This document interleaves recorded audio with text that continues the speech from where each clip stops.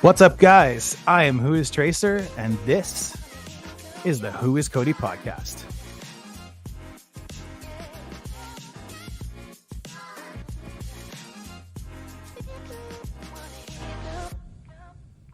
I'd like to take a minute and welcome Cody Unity Node and Cody Ship to the stage. They're both community ambassadors on Discord and both running in the testnet.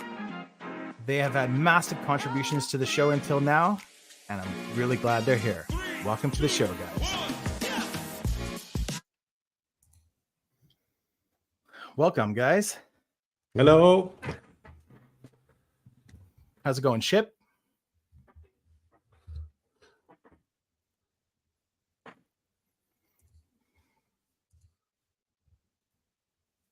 Can't hear you, Ship.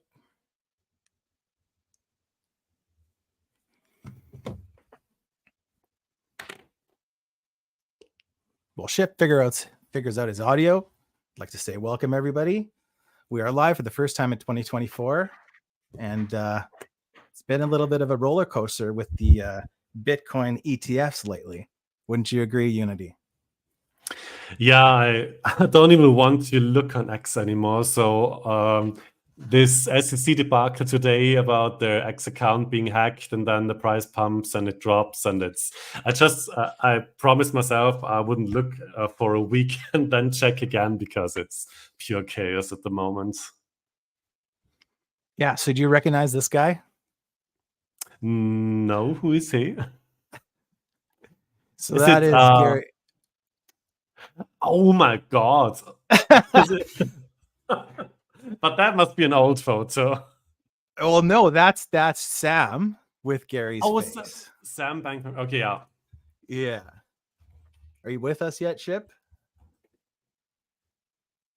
Okay, I'm going to boot Ship and bring it back in and see if this helps. Let us know if we can hear you now, Ship. So let's just move. We got to talk about this, right? Because this was pretty crazy yesterday, and it had everybody up in a whirl. So what were you doing when you saw this, Unity? I think I just woke up because in the morning I'm checking Max, I'm in a different time zone. And yeah, it's weird. It's really, really weird. So, so this was the hacked message, right? Yeah. Yeah, this is a hack message. It was really weird, and I'm so happy that X said that they would investigate whether the SEC X account was really hacked or not, because my impression personally is that they just want to liquidate as many long positions as possible before the ETF starts. So that's just my speculation. What was unbelievable is how fast they reacted. If this was the old Twitter, I don't know if we would have heard, but it definitely wouldn't have been this quickly. Yeah. So, yeah. So they were preaching about two-factor and strong passwords, but look what happened here, as you can see in the pinned tweet. Yeah. So what do you think about this? There's some theories that that somebody from the inside posted this early, because all the language and the graphic and everything, everybody said it looks pretty legit, right? So we're wondering if maybe this was a scheduled tweet that got pushed through early. What do you think? You mean like another intern catastrophe? Yeah, exactly. Right. That's what some people were saying. Could be that someone pushed the button at the wrong time or scheduled it. I mean, you can schedule the tweets. I mean, it's quite easy to get that wrong if you're stressed. So could be. But if it is like that, it would be really embarrassing if it turns out they haven't been hacked and just pretended to be hacked because they made this mistake. But I'm not wondering about anything anymore when it comes to the SEC. But I think the schedule theory is quite plausible. Is Ship with us now? He's back. Can you hear us, Ship? Let's see here. Yeah, I wonder what's going on with Ship. Anyways, so you've prepared. I'm gonna drop out here my screen share, and you've prepared a little bit of a presentation on privacy. And I guess that's the big thing right now with CotiV2 is everybody wants to know what the difference between a privacy token and a token or an infrastructure with privacy features could look like. So I'm going to wait for your screen share here, but if you could just pull up your presentation and we'll talk about that. All right, all right. So let me just share it.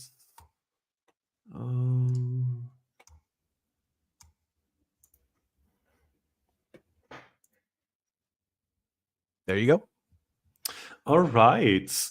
So, yeah, as you said, the question might be what's the difference between those privacy coins that are out there and Coti's privacy-centered Ethereum layer 2. And I thought we'll start with looking at current privacy coins that we have out there. And they use different methods that are completely different from what CotiV2 does. And so I thought we could just look at some of those methods. So the first one is ring signatures. So ring signatures means that a group of people can sign a transaction together. So if Alice wants to send a coin to Bob, she doesn't sign this transaction on her own, but with a bigger or smaller group of people. And this makes it quite difficult to determine who initiated the transaction in the first place. So this is the first method, ring signatures. That jumped too far. I'm sorry. The next one is stealth addresses. Okay, just give me a second. So next one is stealth addresses, which means that a user can create a unique address for each transaction. So it's not like, for example, with Cardano, you can also have different addresses, but they are all associated with the same stake key.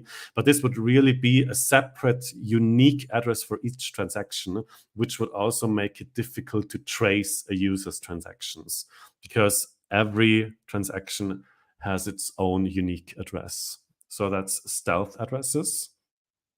Then we have confidential transactions, which is quite similar to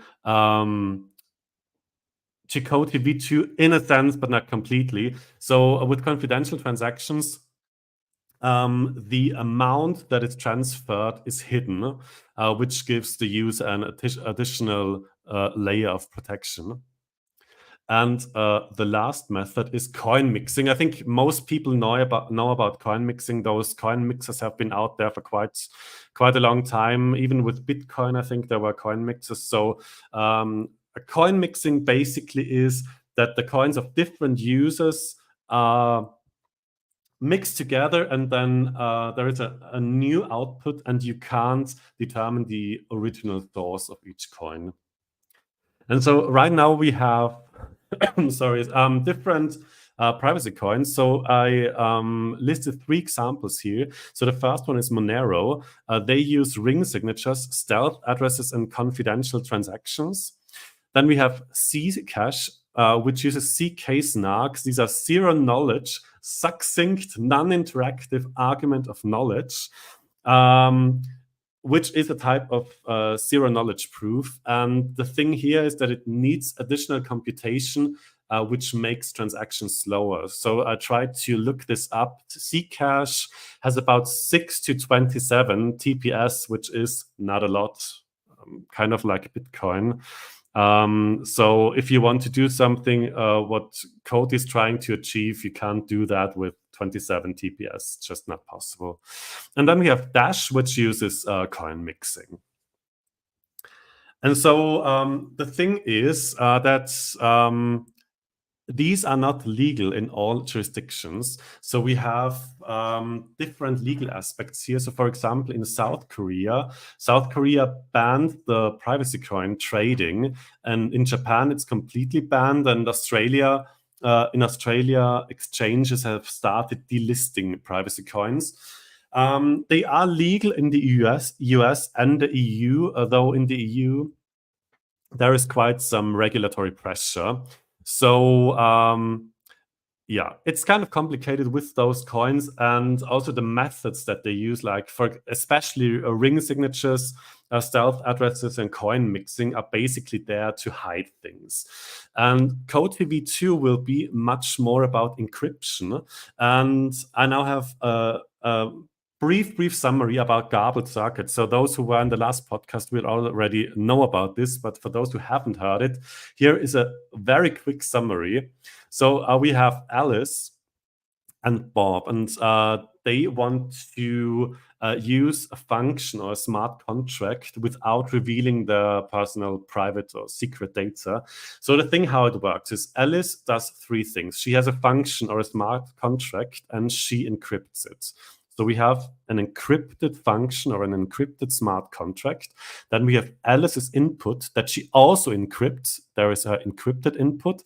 And she also determines possible outputs of the smart contract and also encrypts those. So the encrypted function, the encrypted smart contract, will give you an output that is not understandable, that you can't make sense of without being able to decrypt it. So what Alice does now is she sends the encrypted function, her encrypted input, and the encryption method to Bob, or makes it accessible for him. And what Bob does now is he takes her encrypted input, from which he can't know what her input is because he doesn't have the decryption method. Then he takes his personal input that he encrypts, which Alice doesn't know about because she has neither of those. And then Bob inputs those two encrypted inputs into the smart contract and gets a result. So he has the output now that he doesn't know what it means, and Alice has the decryption method, and now they have to communicate to make sense of this. So in this case, they will know that this one is the result true, and so they get a result without either of the two parties knowing what each party's input was. And as we've heard, there are a lot of different use cases. Last time we said it could Alice could be a medical institution, and Bob wants to access his patient data. So he provides this encrypted smart contract for him. He encrypts his input with the encryption method she gave him, which could be probably some kind of identification. Alice's input, which is basically all the patient information that the medical institution has, is already embedded in the function. He inputs his identification and then gets an output that is decrypted with Alice's permission, and like that, Bob gets his personal medical data. So that's one example how this works. And as we can see, this is not purely about simple transactions that privacy coins do. This is really a decentralized, encrypted transmission of data on with a high transaction per second, and in a decentralized and very safe way.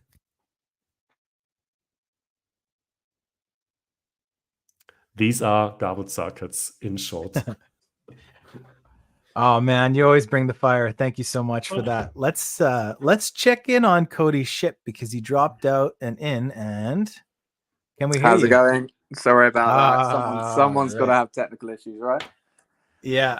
That's, and I hear the feed is also frozen on X, so it looks like good. we're just YouTube right now, but we're here. So if you guys listening, if you could kind of share that on X, maybe share the link to YouTube so that everybody can find their way.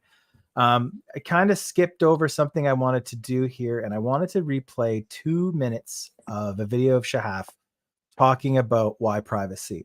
So I'm going to play that now, and then we're going to go to ship. So check this out. Let's have a little recap here. We're going to do that at a massive scale as a layer 2 on top of Ethereum. Once ready, we'll have all the good things that we have in Coti today, like clients and private payment networks, global tier 1 listings, treasury, you name it. And we'll have a privacy network that is 10x faster and lighter than any zero-knowledge network out there. And we'll do that over Ethereum so that we'll have access to liquidity and developers. So CotiV2 is CotiV1 plus privacy plus layer 2 scalability plus Ethereum security and liquidity. But let's start from the top. Why privacy? Well, in the last decade, research was all about scale. And scalability is pretty much solved with layer 2s and side chains and everything. I think it's now time to focus on privacy, because nobody wants confidential information openly available on public ledger. Don't be fooled. It's a bug. It's not a feature. That was not the plan for public blockchains. And we personally saw that dealing with payments and enterprises throughout time in Coti. And look, it's not just me saying it. It's also Vitalik Buterin saying it, as you can see in the quote. And it's also Brian Armstrong, CEO of Coinbase, saying that, in a presentation, talking about the big ideas out there. So privacy as a layer 2 is one big idea. And look, it's quite like the internet that we all know and love. HTTP went to HTTPS, so we can have private and confidential information sent across the globe. There were, and still are, some attempts to solve privacy out there. We think, and we know that we can do it better, as we are now employing a technology that is 10x faster and lighter, because we're doing it as a layer 2 over Ethereum and have all the scalability and access to liquidity that we need. And lastly, because we're not starting from scratch. We're starting from the current network that we have. This is a huge advantage over the market. So there it is. And I just want to follow this up. Before we go Coti Ship, we actually have some info provided by the team that is quite literally hot off the press. And I didn't have a chance to prepare it. So I'm just going to read it for you here now, and then we'll go to Coti Ship. CotiV2 is not a privacy coin. The purpose of the token remains the same: utility gas tokens whose value depends on demand. Privacy is achieved not by coins, but by adding a protective layer to every transaction between users or businesses. At the heart of Coti's advanced privacy protection is a cryptographic technology known as garbled circuits that will allow users to process transactions without exposing their sensitive information, like the value they transmit, vote, or other sensitive data. Coti holds a strategic advantage characterized by its intensive ecosystem, a robust community actively bolstering its presence, and with multiple token listings. We have been engaged in research for over 1.5 years, and development has already commenced, making the accomplishment of this first milestone in the field of MPC. And I'm going to hand it off to Ship. What did you think about all that? Yeah, I mean, first thing is, my favorite bit about that is we've been researching this for 1.5 years. It's one of the main reasons I love Coti, is just, I think, the foresight to predict the need in advance, which means that we get to tackle this major privacy issue quickly and be one of the first to do it. So that's my favorite bit about it. But I think the overarching message is, I think, as Unity alluded to as well, privacy coins are being banned, and what Coti are developing is not like a black market where you trade in the shadows and illegal transactions occur there, and it's just a facilitator for criminals. That's not what it is at all. And I think a clear differentiator is being drawn there, which is what Coti are creating is almost an operating system where you can facilitate transactions in a way that it enables you to withhold confidential information.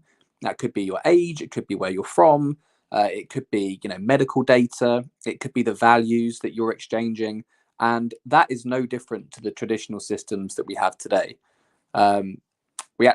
Tracer held a podcast with Shahaf a couple of weeks back, and I asked him this exact question and said, what was the need for privacy? And he said that in traditional systems, enterprises need to have confidential transactions. It's absolutely integral to how the world runs.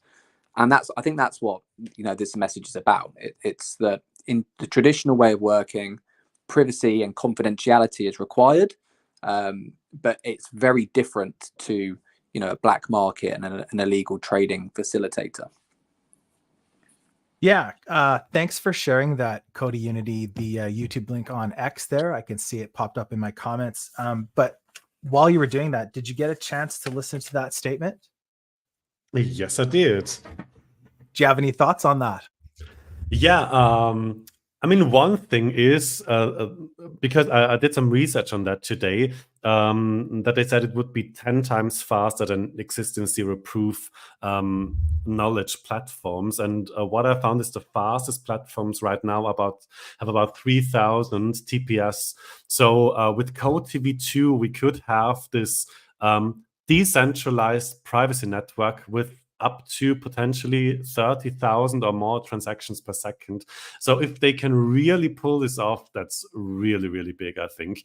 And also, as Shahab said, it's kind of like the transition from HTTP to HTTPS. So we could soon have this decentralized privacy network that medical institutions can use, that credit card providers can use, that gaming platforms can use, that countries can use for CBDCs, and so on and so forth. And I think CotiV2 will really have a USP there. First of all, that there is this garbled circuit technology, and second of all, with the high transaction speed. So yeah, we're all really looking forward for this to launch, and I think, as said, this could be really big. Yeah, and I know a lot of people are getting a little bit frustrated because, well, for one thing, it was a bit of a 180-degree pivot, right? And so you have the people who are upset. Cody, why don't you do something? The price is tanking, right? Why don't you do something? Why don't you do something? So then they do something, and I mean, they really, really do something. And then we're complaining about this and that, but it's obvious that we're all waiting for a light paper or a white paper, and I hope we see it soon. And by soon, I mean, by the end of the quarter or something. People who are looking for updates every day or, more than the standard twice a week, I just don't think you're going to see that. I think that Cody built some unrealistic expectations, I guess I would call it, just by being so consistent in their updates, that whenever Paul sees that an update, no, I'm not picking on you, Paul. Whenever somebody sees that the update is a couple days late, there's a little bit of panic, right? So I thought that was kind of something. Let's move on here, because I think I don't think we can. We're beyond this. We're speculating, but I do really appreciate getting that statement, or I guess that information from the team. It really kind of reinforces what we were thinking. So Ship, I don't want to catch you off guard completely, but I think I mentioned this in my point form, is that I want to just go back, for anybody who doesn't know what an EVM is. I think it's a good time to just touch on that really quickly and explain what an EVM is, because there's a lot of people that don't understand that. So could you just give us a Cole's Notes version of what is EVM? Yeah, for sure. So, I mean, in its most basic principle, an EVM is Ethereum virtual machine. I think most of us know that. But the EVM is a decentralized virtual machine that runs across a really large network of nodes, and those nodes are responsible for executing smart contracts. And every node running the Ethereum virtual machine will, I think it's called deterministic execution. Every node will run the same process in the same way and arrive at the same outcome. So it's just a huge network of machines that are calculating and processing different transactions, and they will all do it in the same way. Now, to take it a level further, when you are to be compatible with EVM, you need to build your smart contracts in a way that the virtual machine can understand. So all of the smart contracts are written in a very high level programming language, such as Solidity, which I believe is what Coti will be building with. And this is then compiled into bytecode and understood by the EVM, and the EVM will then execute on that bytecode, which executing on the transactions across all of these nodes, And once it's done that, it will notify all of the nodes that it's kind of completed this transaction, and that gives you a widely agreed book of business across the full Ethereum network. So hopefully that makes sense. It's a huge network of computers executing smart contracts and then telling each other that, you know, this is what's happened. I guess is what. Sorry, go on. No, please. No, I was just going to say, in terms of like compatibility, now that we get EVM, to be compatible with EVM has some major benefits. I think the big ones are probably onboarding developers. You know, the DAG for CotiV was proprietary technology, which means that, you know, you need to learn unique things to build on it. But by building with, you know, Solidity and being compatible with EVM, developers can migrate and build on CotiV's technology stack very easily. There's a huge amount of liquidity on Ethereum that we'll have access to. You kind of adopt the security that comes with Ethereum, and you have interoperability, right? So you know, you can kind of leverage wallets, development frameworks, and other bits and pieces of infrastructure across the Ethereum network as well. So yeah, big advantages of being EVM compatible. And it's funny, you know, you went right exactly where I was going. I think it was Zippy who posted a tweet and he shared it in the Telegram.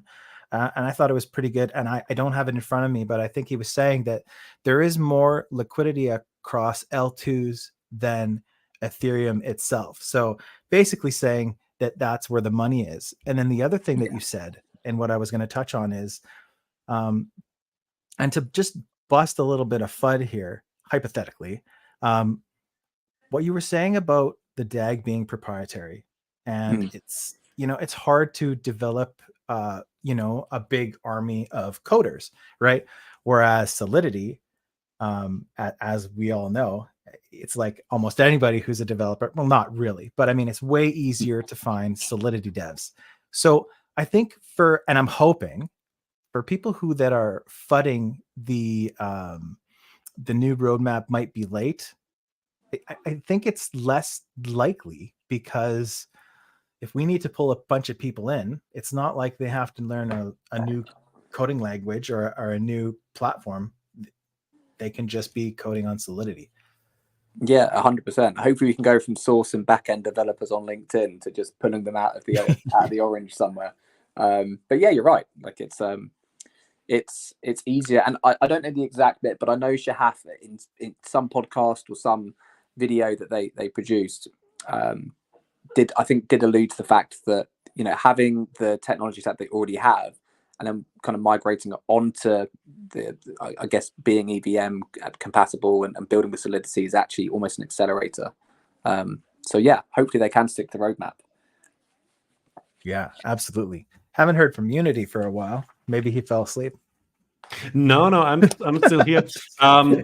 One thought that I have, with the crypto cycles, it's often about narration, and it could very well be that the next big narration in the next bull cycle will be layer 2s, which would also help adoption. So everybody who was not happy about CotiV moving to an Ethereum layer 2 may also keep that in mind. Yeah. I think there was a massive wave of I think there was a lot of hype in the last bit around zero knowledge when it first came out as well. And then I think more recently you've had the layer 2s, like particularly Arbitrum, that have just gone through the roof because it's just a mega scaling solution on Ethereum. But yeah, I agree, Unity. We could be really well placed here in being a layer 2 that can take a lot of the TVL away from other zero knowledge proofs as well, because it is 10 times faster and a lot lighter. We hope. So yeah, absolutely.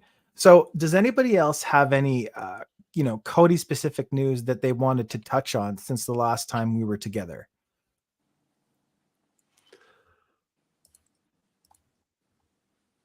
Kind of just in a waiting pattern. This is kind of how I feel, right? Yeah, okay. So one thing, I'm gonna take a little bit of an advantage of being the head judge for the next competition, and I can't tell you guys everything, but I'm gonna drop a little bit of alpha. And I don't know if you guys saw a little while ago a post from the G-Cody community campaign. There was a hashtag on there. If you guys go and search up that tweet and look at that hashtag, it'll kind of give you some insight as to what the next community campaign is going to be. I'm not going to go further than that, other than the prizes are fairly substantial for this one. So yeah, there's 100K G-Cody being given away on this one, and it's being spread, however, not equally between 3 people. So one of the things we're really looking for with this campaign, and we're going to give you 2 weeks to do it, is we're looking for high quality entries. We don't, it's way more involved than just Cody across the world and stuff. So go look at that hashtag. Yeah, there it is.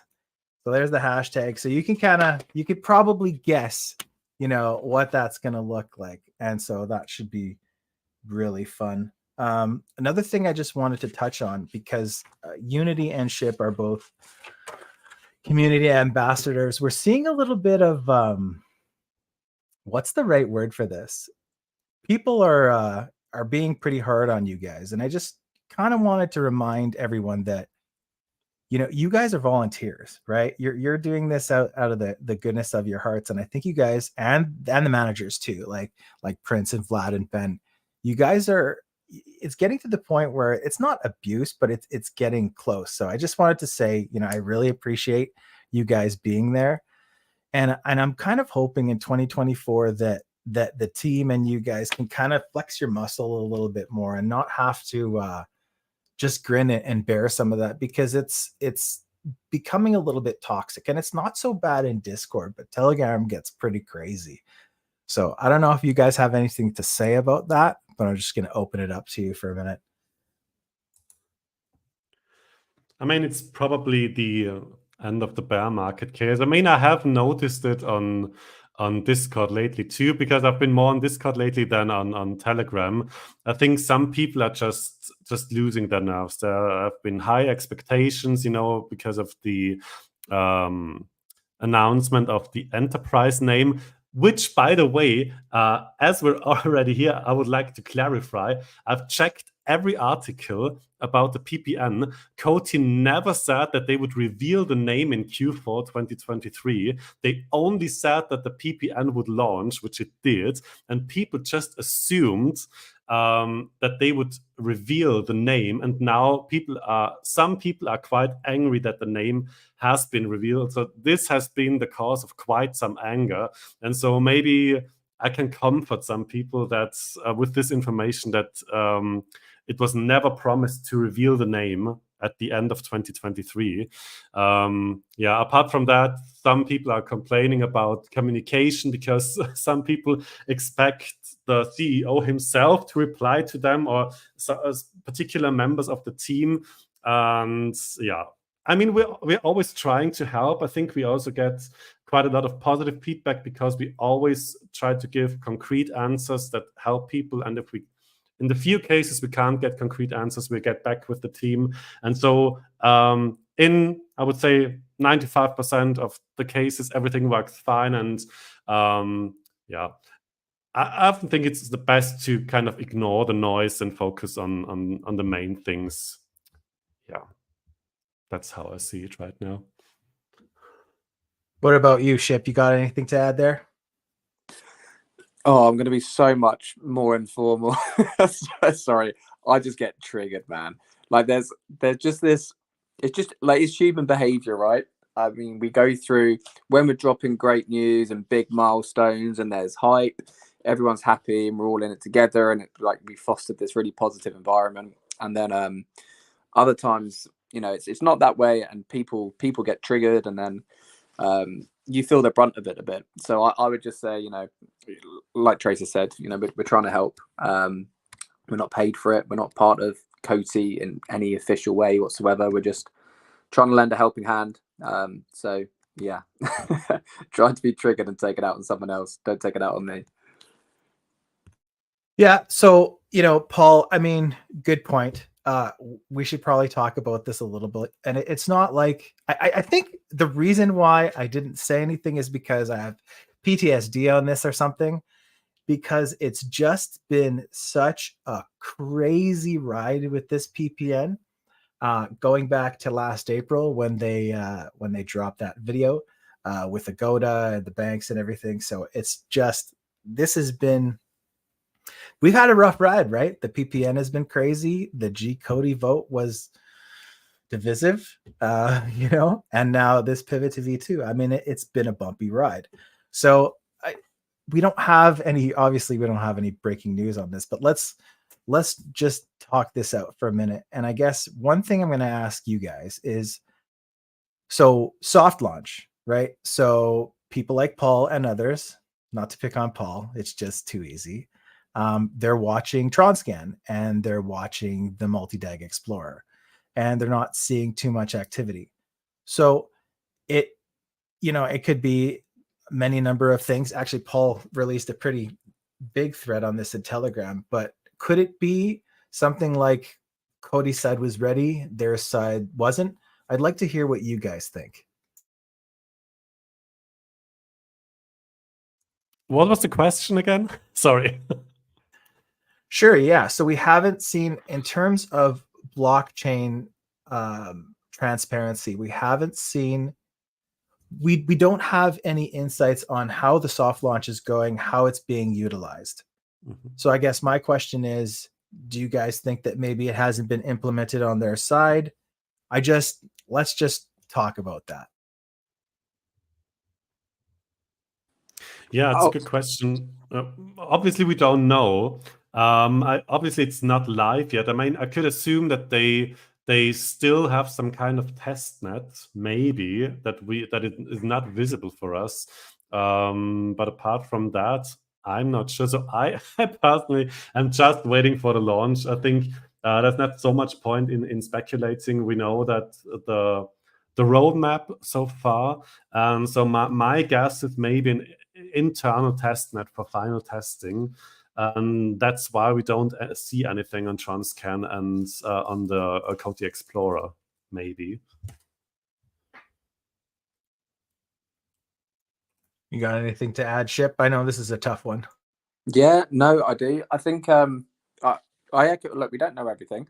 That is, I think Shahab said, that transparency is a bug, not a feature. And I think in this case, we wish there wasn't transparency on TronScan, because everyone's watching it. But look, it could well be an internal testnet environment. I think that's very fair. The other thing I would consider is it is a soft launch, and it will grow naturally, and it might be slowly, but it's part of the process. And finally, I would say that this will take a bit of time, because there's actually a huge change management piece that Coty have no control over. Whoever the enterprise is, if it's their staff or their customers, they need to educate them on. They need to educate their customers on how to use it, that it is a new offering, that it's available. They need to incentivize them to use it, and that takes time to bake in. And then for their staff need to be capable of, almost putting forward the stablecoin putting forward the PPN as a really effective proposition, and almost sell it to the customers. So that's not something that Coty control. There's actually a big element that the customer needs to push this as well. So just exercise a bit of patience, I think. So I don't know. This is something that I've been kind of thinking the whole time, and it might be wishful thinking, but we could have the wrong blockchain address for TronScan, right? They could have named the token something differently. That one that we're looking at could have been a test. I don't know. We don't know yet. It would be nice to know. I hope we'll know soon. And I think Paul is in the comments here. I think what Paul is saying is that I think Unity, you may have scanned articles and it was said in a YouTube video. So I think that's what he's getting at. But yeah, so I was referring to the official written announcements. So in those written announcements, there is no word of the reveal of the the client name. So obviously what Paul is referring to is something Shahab said in April of 2023. So obviously from April until autumn of 2023, something changed and the client decided, because we got that statement from Prince that it was the client's decision to have a joint announcement of the PPN. Yeah, so something must have changed in these six months, but as said, there is no official written announcement of a name reveal in 2023. Also, like, let's remember, customer is king, right? Like, if your customer says to you, right, we're going to co-announce it in December, and then it gets towards November and they say, oh, actually, no, we don't really want to do this just yet, and we haven't got certain things in place, we'd rather do it in February. As Coti, you want to maintain a relationship. And, by the sounds of it, there's a big umbrella company above. There's other subsidiaries. Like, you want to sell on after this. This is phase 1 of phase 2, 3, 4. So you want to keep that customer happy. And I think even if Coti said, we are going to tell you the customer name in December, if the customer changes their mind, then, you go with it. See, Right. I love you, man. I love you, Ship, and you bring so much value to the podcast, but I gotta mute you sometimes, because when I actually have something to say, you're just right there with it. No, I'm just kidding, man. I really appreciate that. It's there's no, here's what frustrates me. The way some people, the fact that we haven't released a name frustrates me greatly, because do you guys not think that they want to announce the name, like that they wouldn't want to satisfy their community?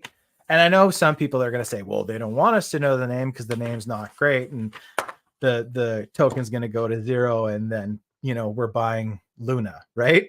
So anyways, I don't know, it just drives me crazy.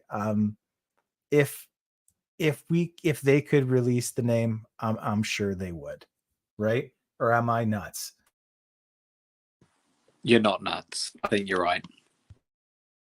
Yeah, I think so too. Also, people pinpoint single sentences and single words. Like in business, never anything changes. In business, things change all the time, over and over again. So something that was said in April may have changed until the end of the year. And as said, the article, the earliest announcement was in October, and even in this article, there was no word about a name reveal by the end of the year. So I guess that people are disappointed because everybody was hoping for the reveal and the big pump. But even a delay, if you want to call it like that, doesn't mean that everything is cancelled. So we need patience. I know we've already had a lot of patience, but just a little more patience and just accepting the way business works, that things change and have to adapt would be good right now. I don't know. There's a GTA 6 meme in here somewhere. I just can't quite grasp it. Okay, that's enough of that. But good point, Paul. We should talk about the PPN. We want to know more. Hopefully we'll get more soon, for everybody's sake, ours, Coti's, and everybody else. So a couple years ago, Shahaf came on a video and said, and I've said this before, but Shahaf came on a video and said, if you are eligible for a Viper wallet, go get a Viper wallet. I can't tell you why yet, but if you're eligible, go get one. And that was the story of Govy and the CVI. So for a long time, the CVI was part of the Coti updates. And then eventually it branched off and they started doing their own marketing, their own updates. And, getting so deep into Coti, I kind of dropped the ball on that and I lost the handle a little bit. Well, they've been developing like crazy. You may have seen one of Shahaf's, I don't know if I think it was a tweet or a repost just saying how pleased he was with how things were moving in the CVI world. And so they just released the beta of V4, and the CVI started out being trading on crypto volatility, right? Started out being quite clunky. And now looking at it and the way it works, it's pretty cool. So I'm going to be doing a show with the CEO of CVI on Monday. So I hope you guys can come and check that out. And I'm going to try and even open a position during the show, because now you can go something like 16x on the leverage index. So that's going to be pretty cool. I'm looking forward to that. And yeah, so we're going to kind of tailor the show for people who have been with Coti for years, but kind of start the show with when the marketing dropped off and they went their own way, what's changed since then. As well, I think the Canadian Coti kids are going live for a banter night tomorrow. So keep an eye out for that.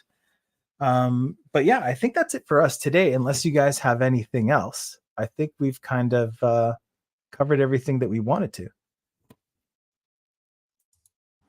Yeah, I think we did.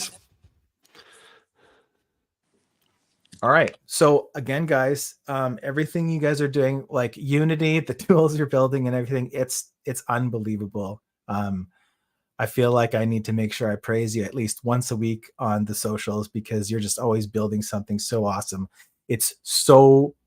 I hope it's validating for you seeing the admins sharing your links and stuff. That is super cool. Thank you for your help with moderation and Discord. Ship, always a pleasure, man. And again, I'm like you. I get triggered too, especially when you guys are getting, raked over the coals there. So hang in there. I don't want it to turn into something where we need guys like you, and I really appreciate it. And yeah, let's try to do this again in 2 weeks, hoping for some updates. But until then, everybody stay Coti and take care of one another, and we'll see you soon.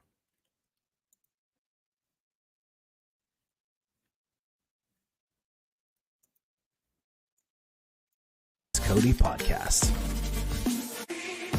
Please follow myself at WhoIsTracer on X for this week's episode information. Stay Coti.